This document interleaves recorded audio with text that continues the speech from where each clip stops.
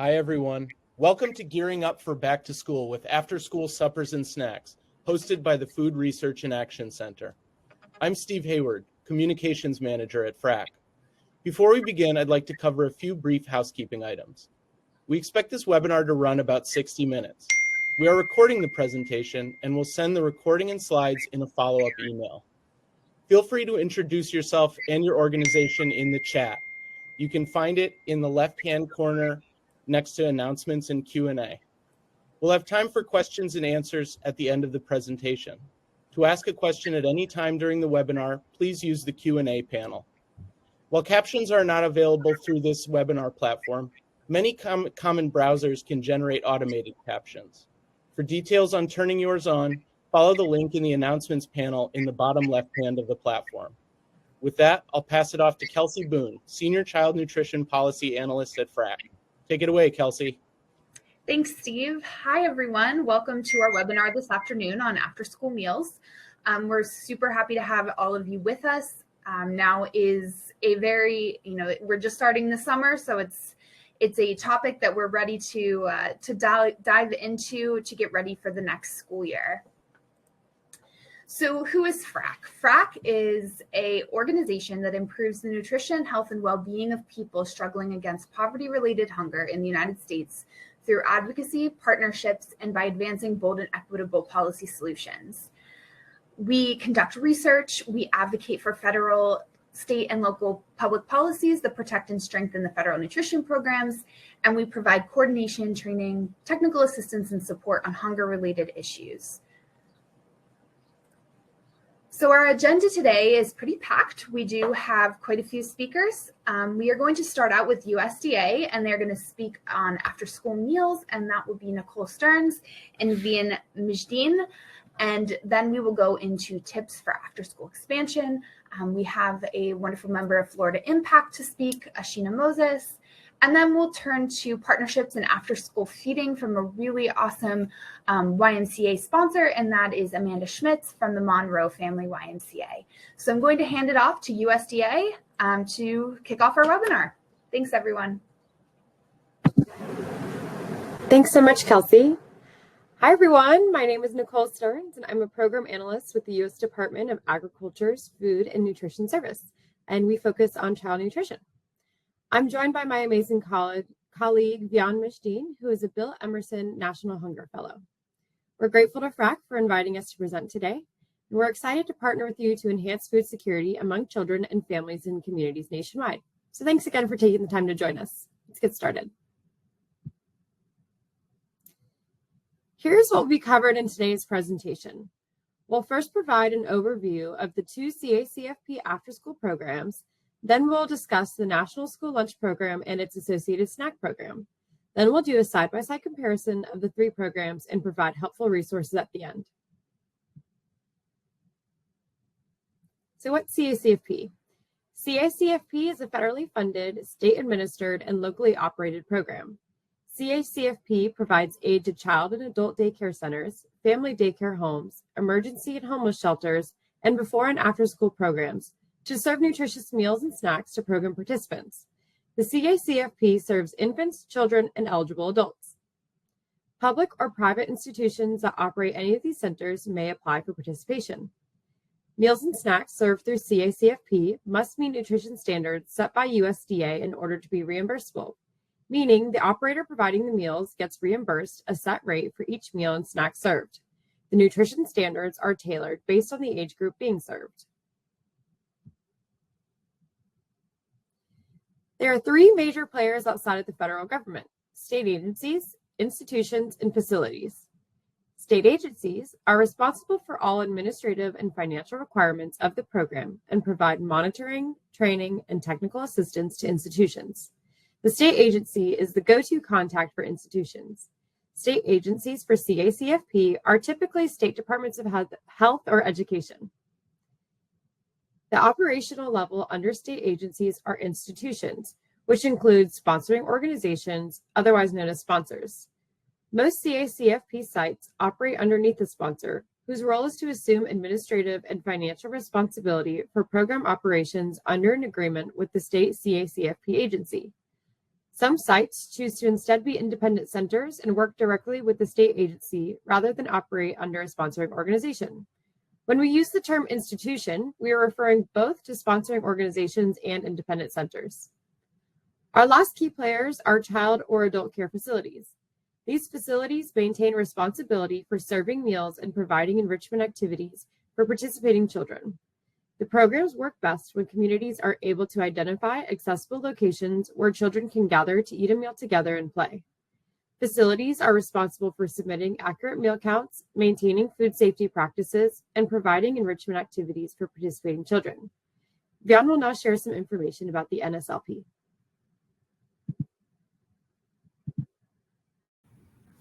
Hi, everyone.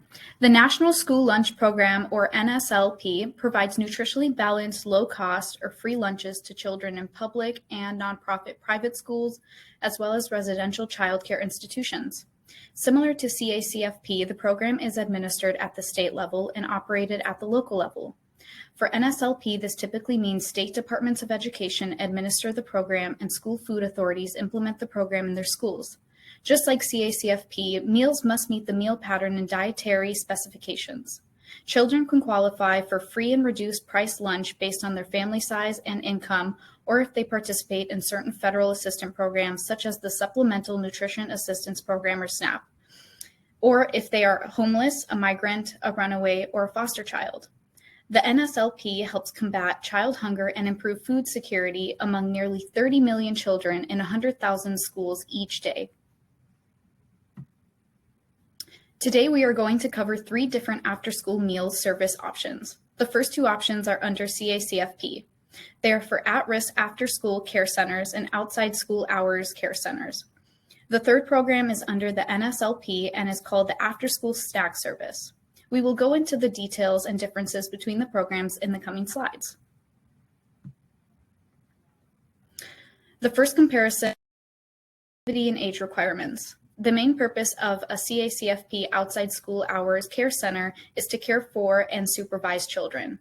Outside school hours care center activities are open to all students and must be distinct from any other extracurricular programs organized primarily for scholastic, cultural, or athletic purposes.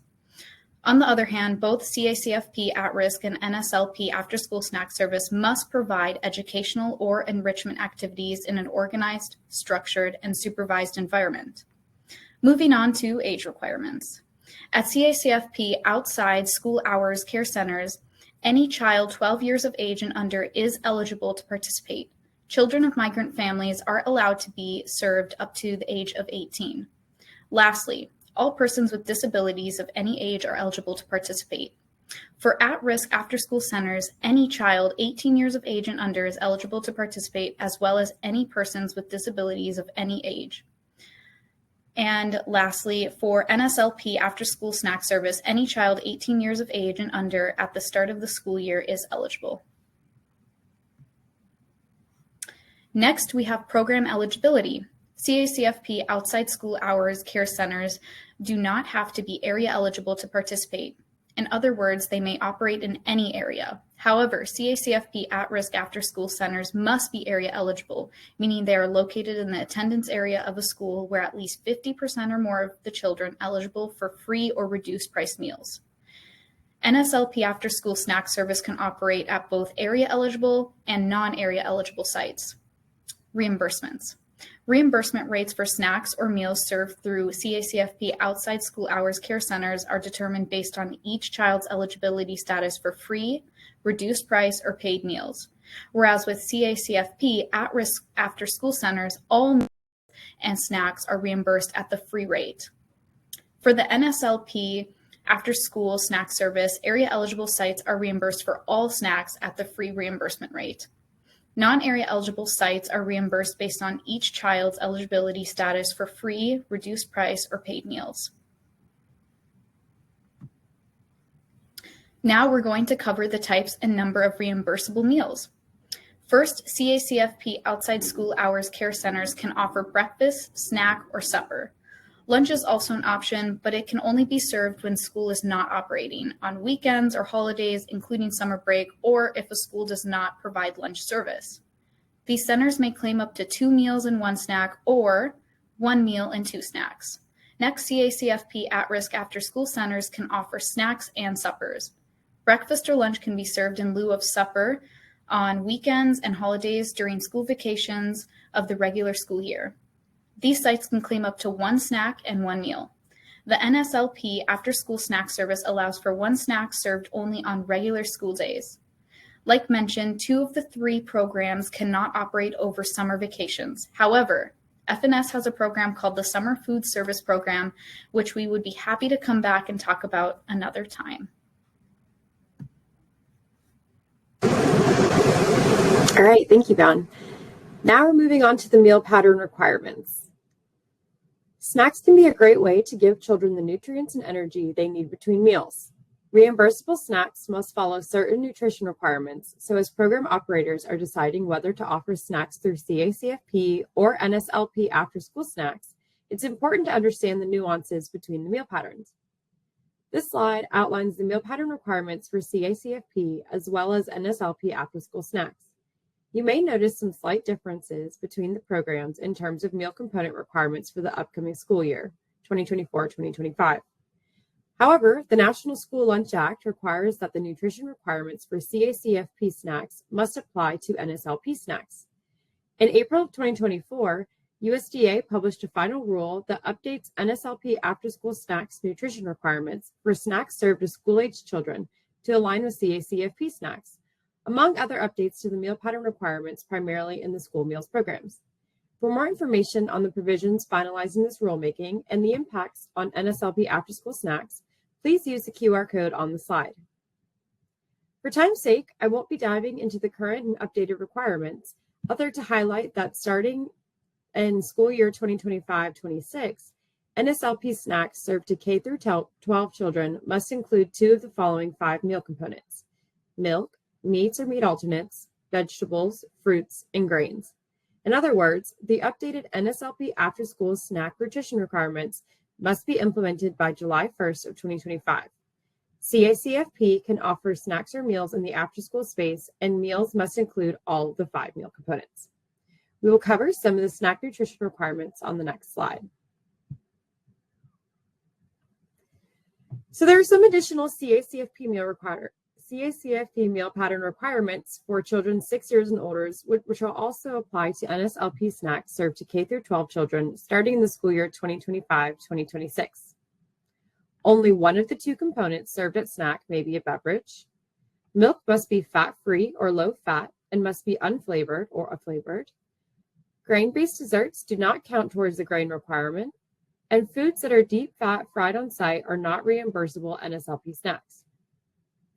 I'll pause to note that there are 2 requirements that are slightly different for NSLP snacks compared to CACFP requirements due to operational differences in the school meal programs. First, no more than half of the weekly fruit or vegetable offerings in NSLP snacks may be in the form of juice. And second, at least 80% of the grains offered in weekly NSLP snacks must be whole grain rich. And again, a quick reminder that schools offering NSLP snacks must implement these changes beginning on July 1st, 2025. Now, reimbursement rates for the OSHCC's at-risk and NSLP after-school snack service are updated yearly in July. These rates can be found on the CACFP and NSLP websites as noted on this slide for the last fiscal year. These are the amounts that a program operator would be reimbursed for each eligible meal or snack served. Meals served to children in outside school hours care centers that operate CACFP are reimbursed based on a child's eligibility for free or reduced priced meals, which is determined annually by household income or categorical information like SNAP, TANF, etc. We'd like to note that at-risk is always reimbursed at the free rate. For the NSLP after-school snack service, since they're only getting reimbursed for a single snack, you will see the one line on the table. The links you see on this page also show the difference in reimbursements for places like Alaska, Guam, Hawaii, Puerto Rico, and the Virgin Islands. Now we'll move on to share some resources from USDA.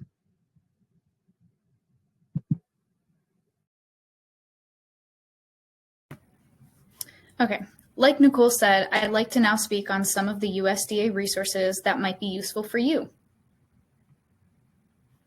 Here's a preview of our homepage for CACFP. If you want to check out key CACFP after-school program documents, you can visit our after-school programs website page, which includes facts, guidance, and resources for our after-school programs, including CACFP at-risk and outside school hours care centers, which we discussed earlier. You can find the link here on the slide or scan the QR code. I will give you a second to copy down the link or scan the code.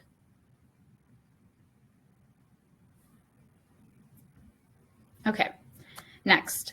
As you see on the next slide, Team Nutrition provides numerous resources for CACFP operators. Please scan the QR code on this slide to visit their website. I'll give you a second to scan the code.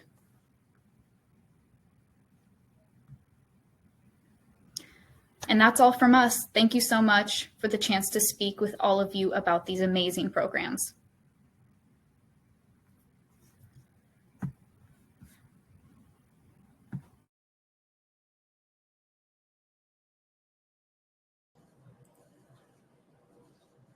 Thank you so much. We will now turn to Ashina Moses from Florida Impact to speak on tips for after-school expansion. Good afternoon, everyone. Thank you so much to FRAC for allowing us to be part of this webinar. I will now speak on tips for after-school expansion. First, a little bit about Florida Impact. We advocate for we're a statewide anti-hunger organization. We advocate for the expansion of federal nutrition programs such as WIC, SNAP, and the National School Lunch Program. We mobilize communities to increase access to federal nutrition programs. So we go to communities and we attend community events. We go to community centers and we provide resource. We do a lot of resource allocation so that people are aware of the programs that are available so they could take full advantage of it. We also work with neighborhood organizations to help establish programs aimed at reducing food insecurity, such as helping establish food pantries, setting up food distributions, different things like that.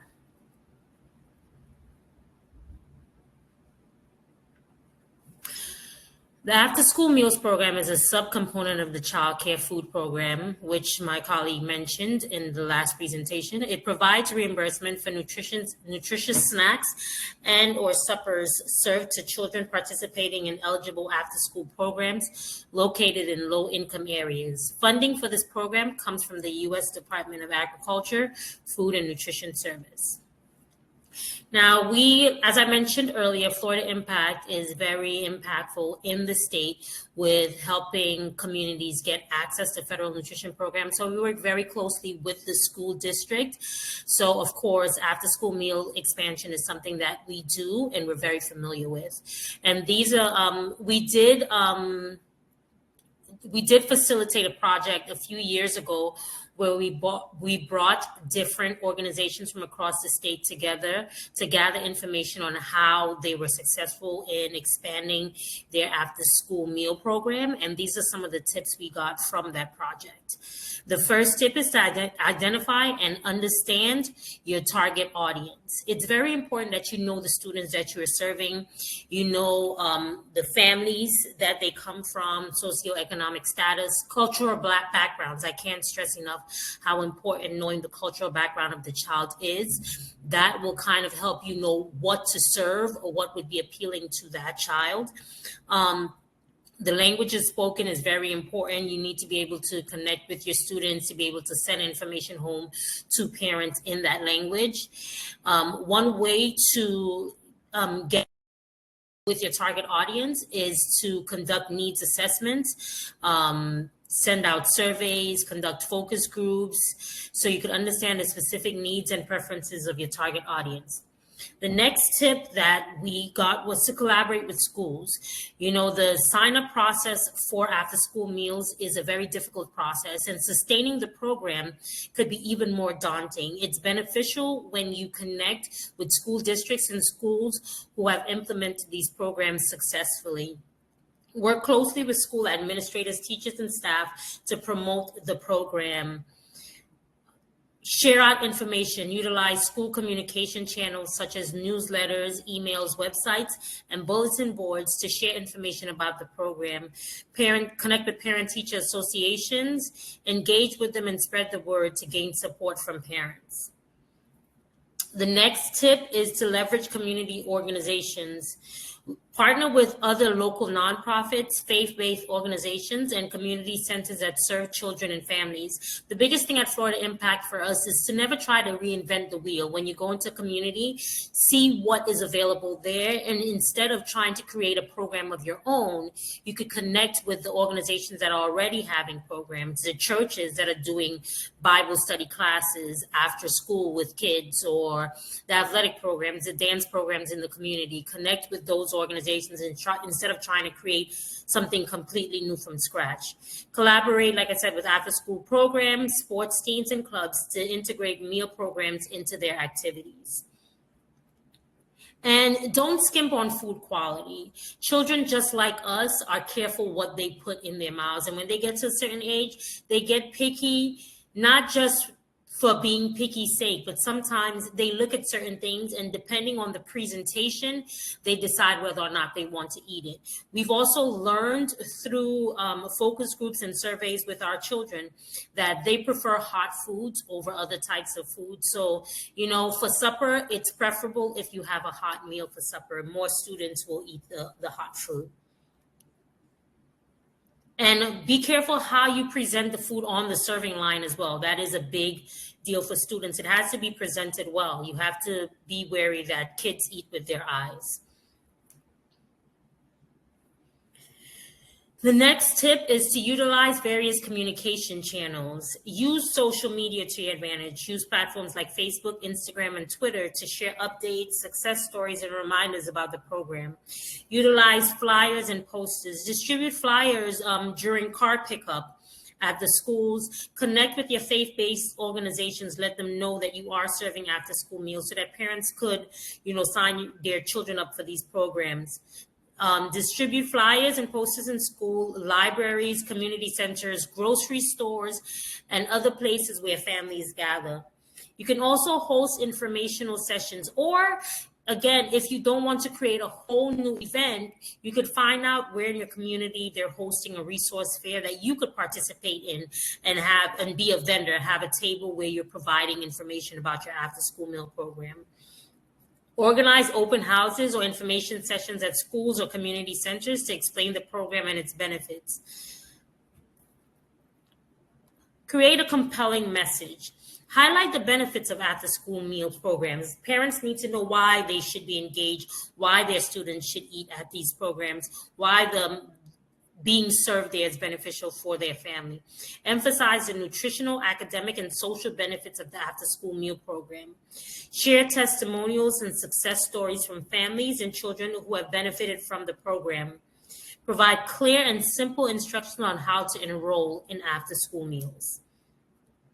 Number 8, your target audience again. Engage with your students. Have the conversation with students. At each school, you could probably select student ambassadors who speak on behalf of the entire school to help promote the program among their peers.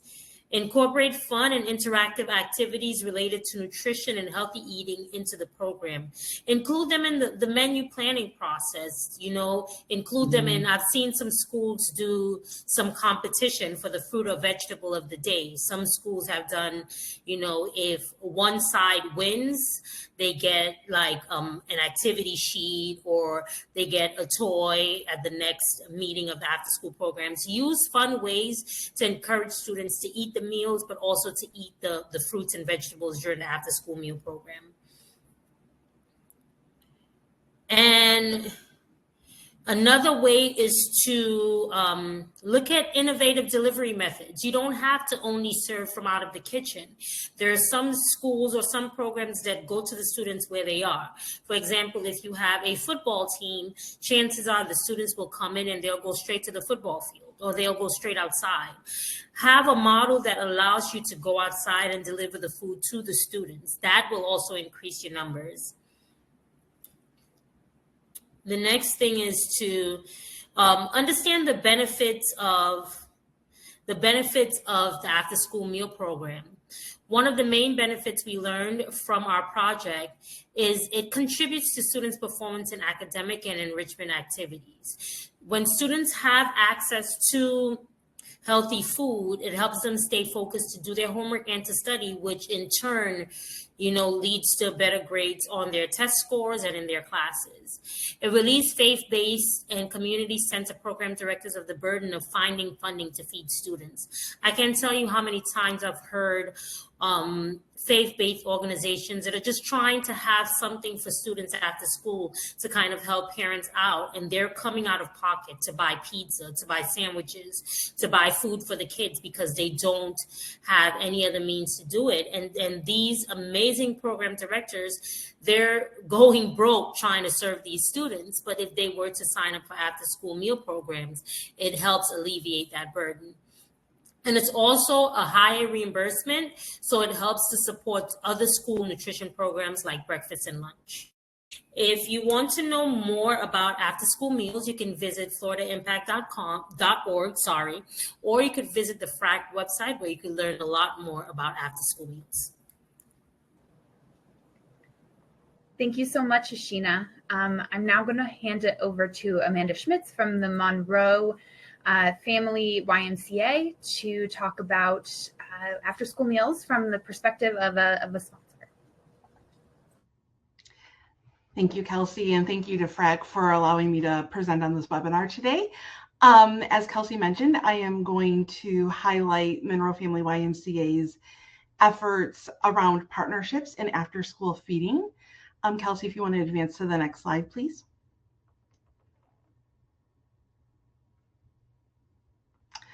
And this is one of my favorite topics to talk about when it comes to anti-hunger efforts, just because I feel like the value of partnerships is so vital. Partnerships are definitely an essential component of our initiatives to provide anti-hunger programs. They support sustainability and allow flexibility and allow us to be nimble to adjust to the ever-evolving needs of our communities. So what I'm going to cover today is I'm going to just lift up the scope of some of the types of partnerships that we use at the Monroe Family YMCA, recognizing that there are definitely other partnership opportunities that I may not mention. The major partnerships that we utilize in our organization is we consider partners who can be meal distribution sites. So who can we sponsor that can allow us to actually distribute meals through the CACFP at-risk after-school program? Another partnership that's been incredibly important to us are organizations that we can partner with to provide kitchen space. Our situation at the YMCA where I'm at, we don't have the capacity for a kitchen. However, our community partners do. So we have been very innovative to identify spaces that we can utilize for food prep and for our kitchen. Another partnership that I think oftentimes goes unrecognized as a partnership are our volunteers. Volunteers are, once again, they're just vital to our sustainability of these programs. And then lastly, our program supporters. Next slide, please.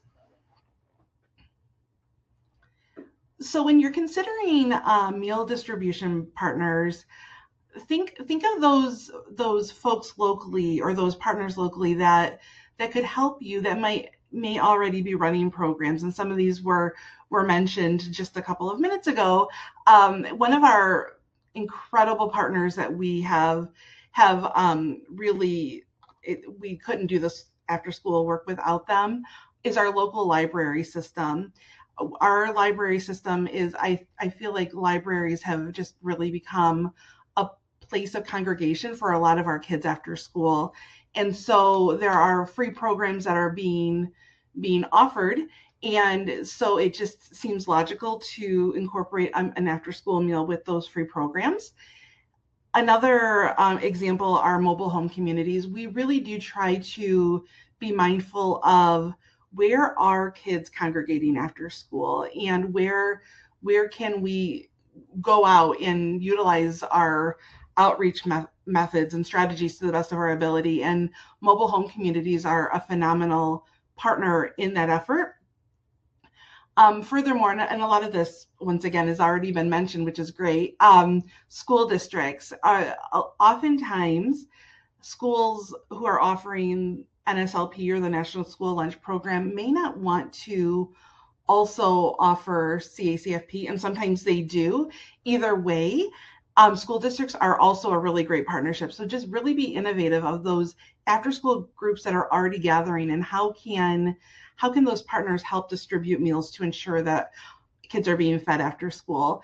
And then lastly, consider childcare centers. Childcare centers oftentimes qualify for the CACFP, and whether it's at risk after school or if it's through qualifying through licensing, either way, it's also an obvious choice for where kids are congregating, especially after school. And then I also encourage you to think big. Think of those local partners that you can collaborate with that are able to distribute meals in your local community. But then if you are your own sponsor, I always preface what I'm about to say with make sure that you check with your State Department to inquire about their interpretation of the rules. But I encourage you to think big. Think beyond just your local communities. Are there organizations in your state that you can sponsor as a sponsor? As youth serving organizations, we are all passionate about ensuring equitable access to those vital programs, which includes anti-hunger programs. Sponsoring like-minded agencies provides neighboring organizations the support required to fulfill this task in other communities. It supports program expansion while providing a sustainable model for both partners. Most importantly, shared sponsorship agreements and partnerships increase equitable food access throughout not just your community, but also your state. Next slide, please. As I mentioned, we are in Monroe at the Monroe Family YMCA. We are at capacity as far as our building space is concerned. So we have partnered with local organizations that have allowed us to utilize their kitchen space. So again, if you are an organization that just lacks the capacity for an on-site kitchen, think about partnering with an agency that's willing to provide space through a formal agreement. Some of the avenues that we have utilized for this is we have used churches or other faith-based institutions. This is a really great option just because oftentimes churches will have kitchens that maybe are utilized only 1 or 2 days a week, and just remain empty during the day the rest of the week. So if you can provide some sort of agreement to utilize those spaces, that has been a really, really wonderful way for us to prepare healthy meals in a larger capacity than we would be able to do just on site. Think of other places and spaces that may have kitchens. School districts, if there are school buildings that are maybe not operational anymore, or perhaps, again, just you can figure out a shared agreement so that you're able to utilize kitchen space. That way you have all of the equipment that you need right at the school, most likely.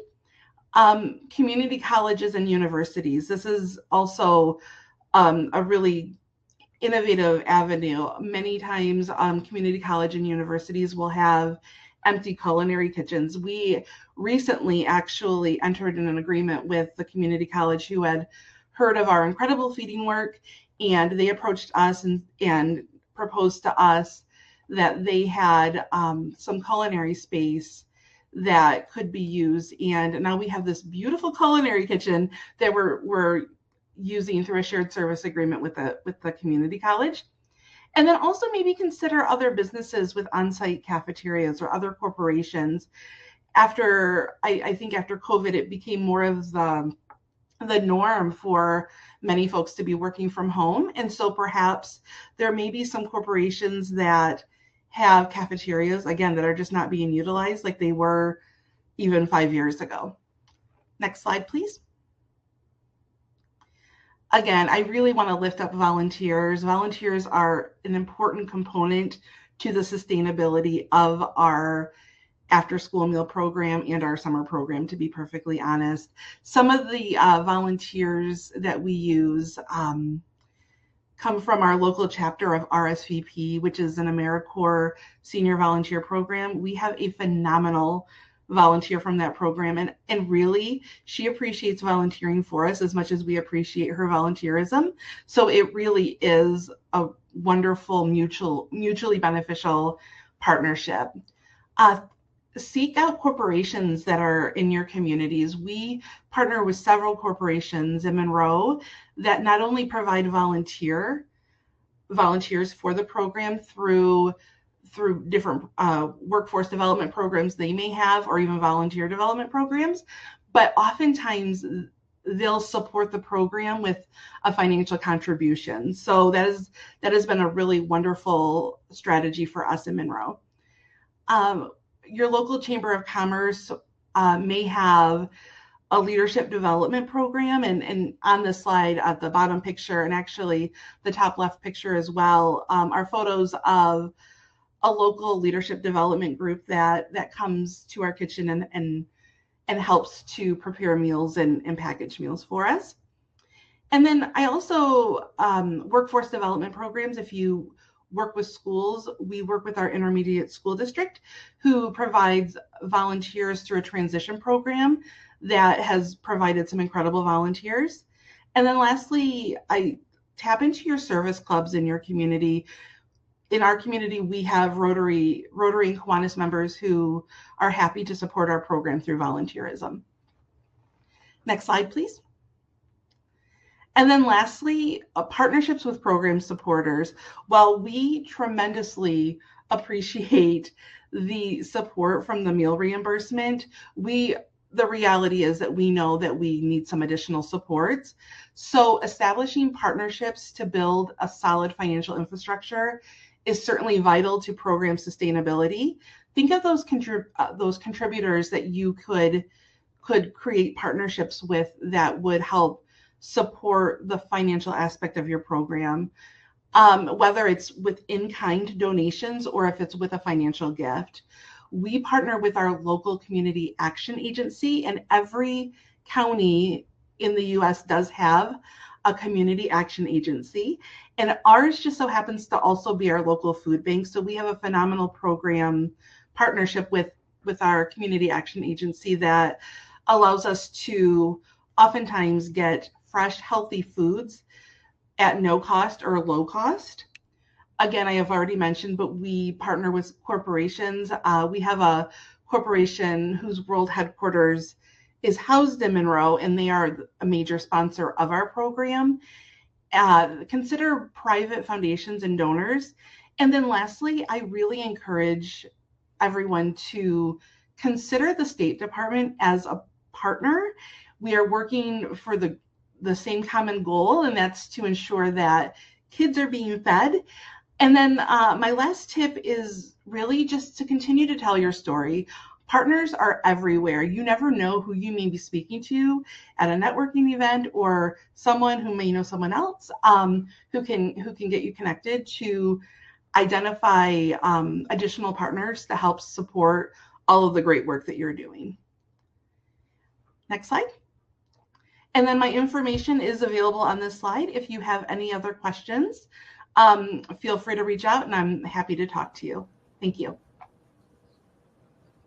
Thanks so much, Amanda. So thank you to all of our speakers. I really quickly wanted to touch on some FRAC resources that are available on after school meals, including our after school report, our after school website, and a link to our after school resources. I will also put in the public chat the link to our events page. This is the first in our series of after school meal webinars. The next will be on August 1st, and that will be boosting school budgets with after school suppers and snacks.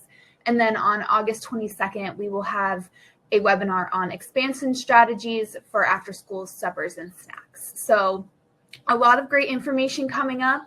A lot of great information in this webinar. I would like to begin our Q&A. We do have about 20 minutes. So if you have a question, please put it in the Q&A function.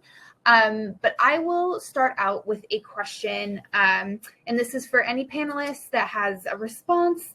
And it would be, what would you say to a school that has food insecure children that do not have an after school program? how would you go about either recommending another way of getting those children in a program or starting out a program?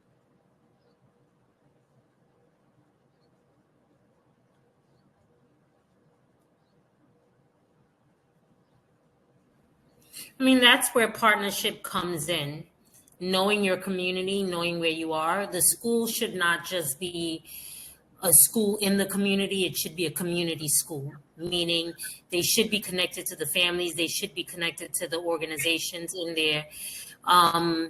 When you're operating out of a neighborhood where the students are food insecure, 9 times out of 10, there's some sort of a neighborhood center in that area, some sort of like a child care facility or something going on in that area. There's probably a church. A lot of low income areas, you'll find about 4 or 5 churches in that one neighborhood. So, connect with the churches. Like I said earlier, it's not about really creating new programs all the time, but sometimes if you just reach out to the community, you'll find that there's so much more going on that you do not know about.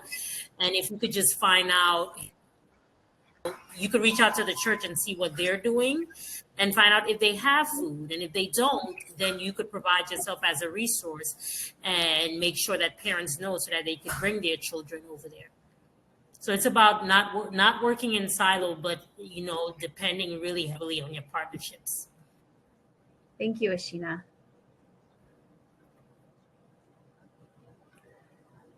Turn to our next question, which I think may be a USDA question.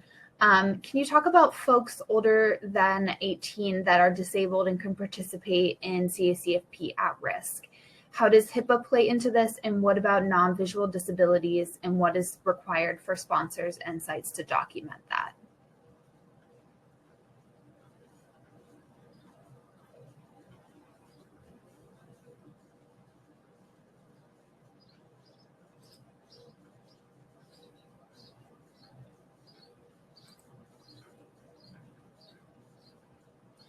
Think we may be having a little bit of technical difficulties. Sorry about that.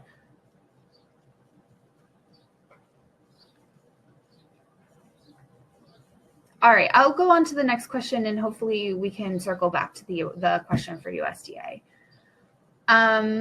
This one is for Amanda. Amanda, can you explain why a school district that participates in NSLP would not want to bring CACF supper into their after-school students? Specifically asking about a situation when an outside sponsor like a YMCA would be providing a meal. Sure, absolutely. So we've had some situations in our community where the school districts are just at capacity as far as their programs are concerned. And we had one situation where a food service director was new to the program.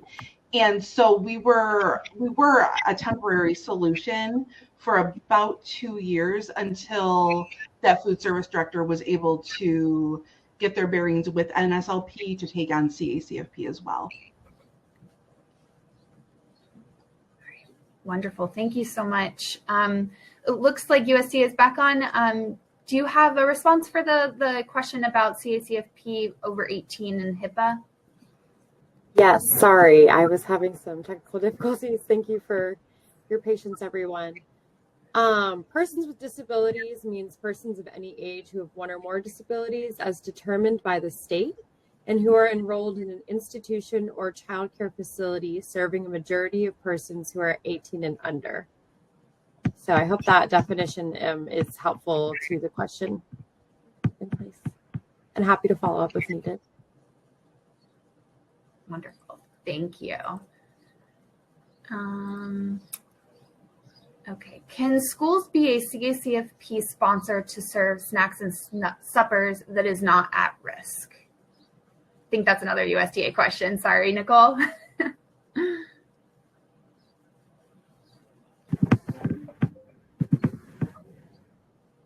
Sorry.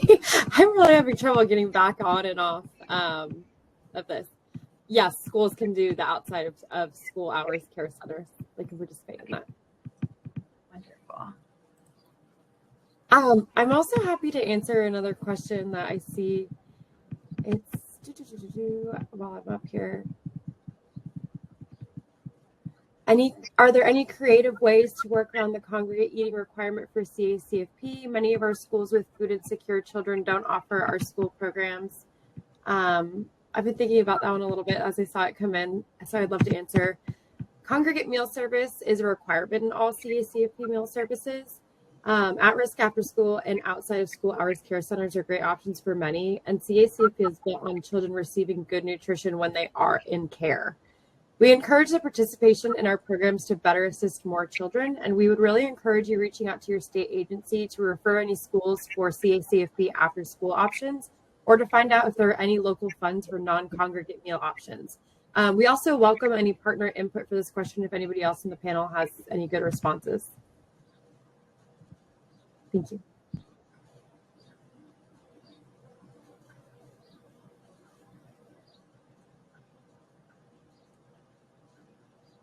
All right, and I think our final question in the Q&A for now is also a more technical question.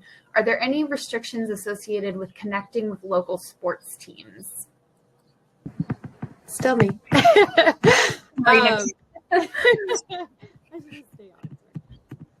Students who are part of school sports teams and clubs, they can receive after-school snacks or meals as a part of a broad, overarching educational or enrichment program, but the program cannot be limited to only a sports team. All right, wonderful. Thank you so much. Thank you. And thanks for the questions, everyone.